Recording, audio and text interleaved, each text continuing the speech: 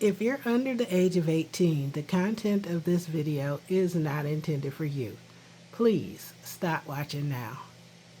Hey YouTube, it's Audrey, and I'm here with the third installment of the Paper Doll collaboration, or Paper Dolls for Poet, hosted by Poetspice here on YouTube. With this collaboration, we are coming to you every Saturday morning at 9 a.m. Central, 10 a.m. Eastern Time, sharing inspiration using die stamps that you can layer and create a whole image. So it could be a person, it could be animals, it could be objects, but the ideal is that you have to put it together to make a whole object. There are a few of us participating, and I will have the links to their channels in the description box below, as well as the hashtag to use. And without further ado, I am going to show you what I used.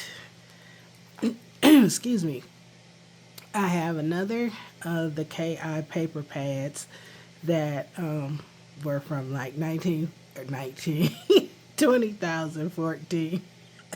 I wasn't around in 1914. I don't think you were either. Whoo!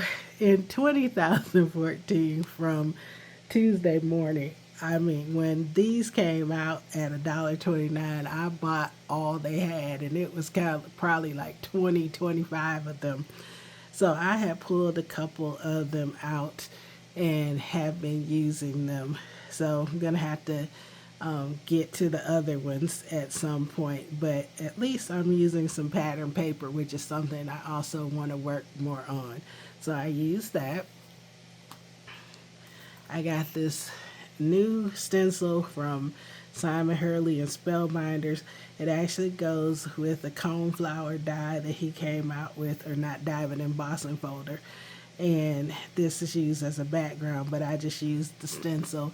It is the layered cascading dot stencil. Sorry for the glare.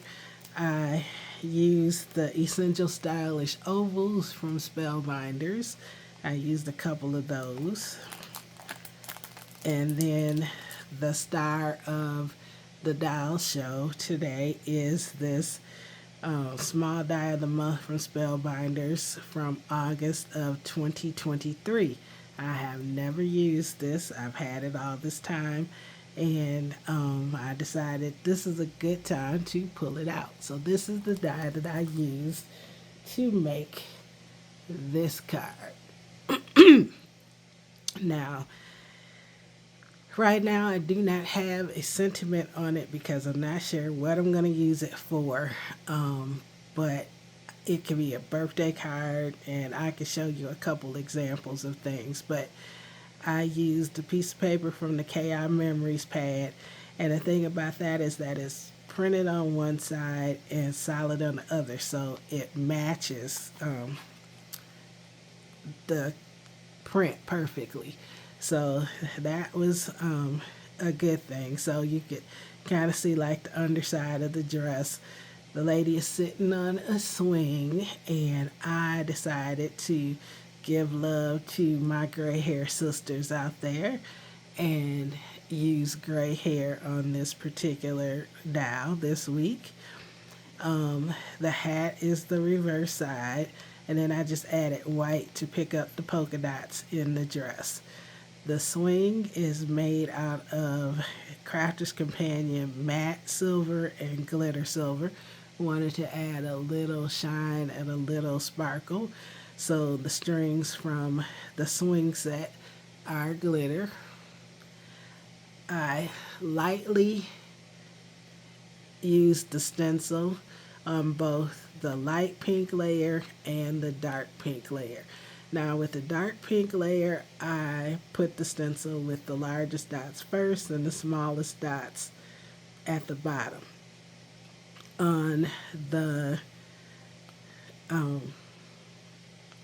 light pink piece, I did it opposite. I started further down the stencil because the stencil is a 6x8, so I used the smaller dots up at the top and they went larger, but I really ink blended them very, very, very lightly.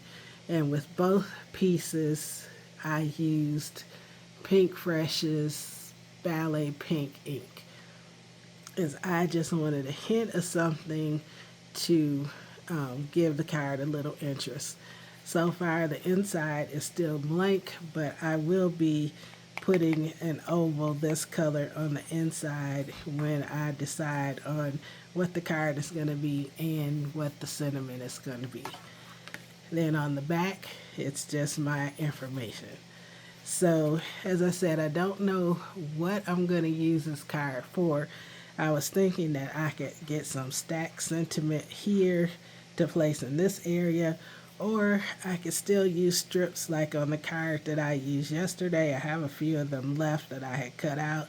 You could add something across the top like that with that. It could be congratulations. It can be you brighten my day. And then I have one that says thanks a million.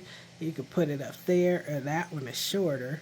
So you could put it like here, and then maybe do some bling pieces there or some flowers or something. So there are a couple different options, and I know I do have some stamps that would have some sort of sentiment like thank you for being a friend, or anything like I thought of you today, or thinking of you, something that could be layered and put there too. So, but anyway, when I get ready to use it, all I have to do is add whatever sentiment for whatever it is that I want to use it. So that is my card today for the Paper Dolls for Poet collection or collaboration. Also, remember that today is hashtag two crafters, one design. And then I think their theme this week is nautical. And then also, I am entering this into Satmore Makes, which is hosted by Jill Norwood. So thank you so much for watching, and you have a great and a very blessed day. Bye-bye.